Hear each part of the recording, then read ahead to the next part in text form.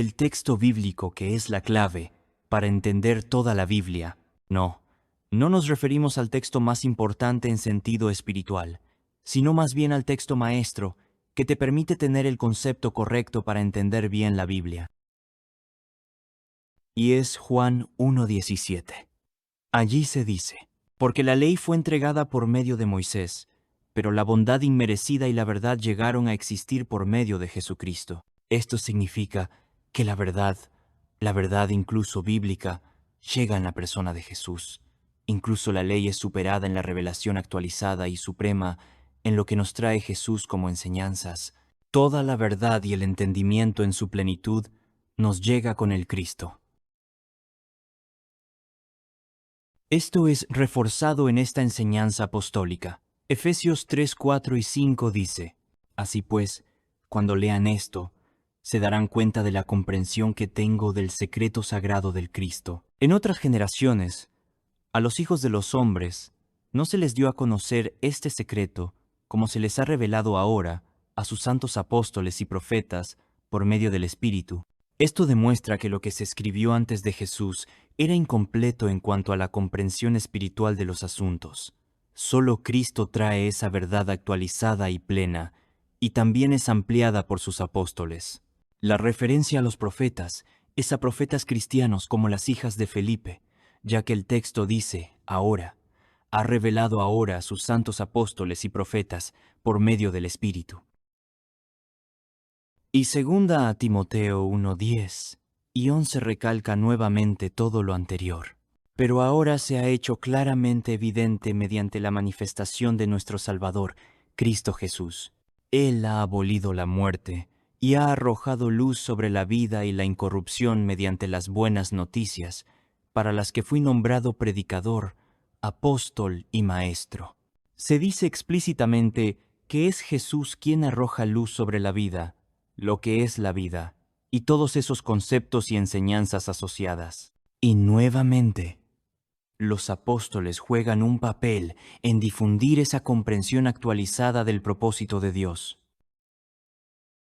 Así que las escrituras hebreas, o Antiguo Testamento, no tienen la misma equivalencia de fuerza en cuanto a verdad actualizada y revelada que las escrituras cristianas, o Nuevo Testamento. Y este es el principal error de la organización Watchtower y otros grupos. No pueden buscarse entendimientos de enseñanzas bíblicas usando referencias del Antiguo Testamento, como si esos pasajes fueran la clave para entender la Biblia.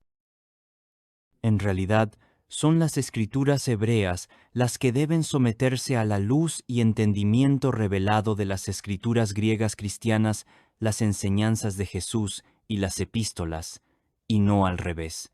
Por lo tanto, las escrituras cristianas siempre tendrán la supremacía en cuanto al entendimiento final en relación a las enseñanzas bíblicas y cristianas. Incluso hasta el Apocalipsis debe someterse en entendimiento y conclusiones al resto de las escrituras griegas cristianas. Pero, ¿por qué lo decimos? Porque aunque sea una revelación, esta es altamente simbólica, y sus conclusiones por esa razón siempre pueden reinterpretarse. En cambio, lo que está explícitamente escrito en una carta o enseñanza directa de Jesús es claro y directo. Su primacía evidente siempre estará sobre lo simbólico o alegórico. Queremos enfatizar que son las enseñanzas directas de Jesús y las de sus apóstoles y discípulos la clave, pero no tanto las acciones de estos. Pero, ¿por qué no?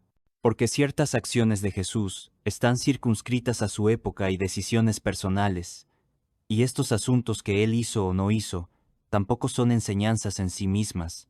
A ver, ¿cómo entendemos esto? Bueno, coloquemos algunos ejemplos. Jesús no se casó, pero con eso jamás quiso decir que sus seguidores no podían casarse, ni tampoco estableció una enseñanza encubierta sobre el celibato. ¿Lo captamos? Y así también otros asuntos que suelen malinterpretarse, como sus milagros, su no participación en cuestiones políticas, e incluso el que no tuviera propiedades o se bautizara a los 30 años. Con esas decisiones personales, tampoco estaba dando alguna enseñanza o norma personal para sus seguidores futuros. Pero lamentablemente muchas iglesias no lo han entendido así. Entonces en lo que debemos centrarnos es en las enseñanzas e información directa que nos da el Maestro. Es lo que Él enseña, la verdadera clave. Si queremos, por ejemplo, descubrir la verdad sobre algún asunto, analicemos lo que Él enseñó. Y también lo que aparece en las epístolas cristianas. Con lo anterior, descubriremos la verdad sobre lo que es realmente el reino de Dios. Llegaremos a la verdad sobre cuál es la verdadera y única resurrección. Sí, te damos una pista. Lee todo el capítulo 15 de Primera a los Corintios. Descubriremos también cuál es el propósito de Dios para la humanidad. Asumir que todo lo que se narra en el Génesis, sin ninguna ampliación posterior, es todo sobre el propósito para los humanos, es sumamente infundado. Y tendremos claro la diferencia entre lo que es una organización, una verdadera congregación o una iglesia institucional. Esto será vital para no ser entrampados. Cuando a pasajes de las escrituras hebreas se les da la misma importancia o autoridad que al resto de las escrituras cristianas, suelen ocurrir hechos terribles como las cruzadas. En la Edad Media, la Iglesia Católica se creía con derechos para iniciar guerras religiosas, inspirándose en los relatos del Antiguo Testamento sobre la conquista de la tierra prometida y en todas las guerras bíblicas, pese a que Jesús había dicho lo contrario. Sin embargo, los clérigos razonaban que el Antiguo Testamento tenía la misma fuerza de inspiración y autoridad que las otras escrituras y que por lo tanto no era malo hacer algo que había quedado escrito como ejemplo para los cristianos. Si Palestina fue tomada por siervos de Dios, entonces era legítimo volver a ser instrumentos de Dios para la conquista.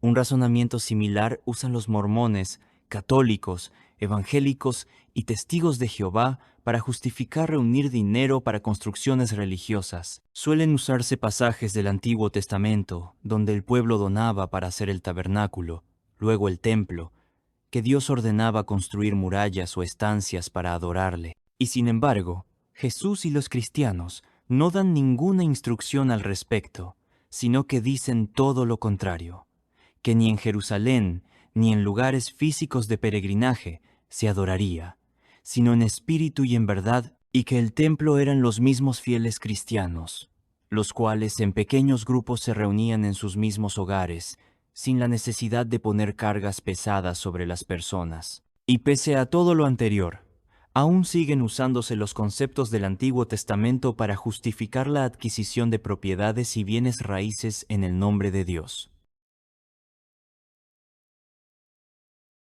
¿Qué te ha parecido este video? Es un complemento del anterior. También no olvides darnos un me gusta.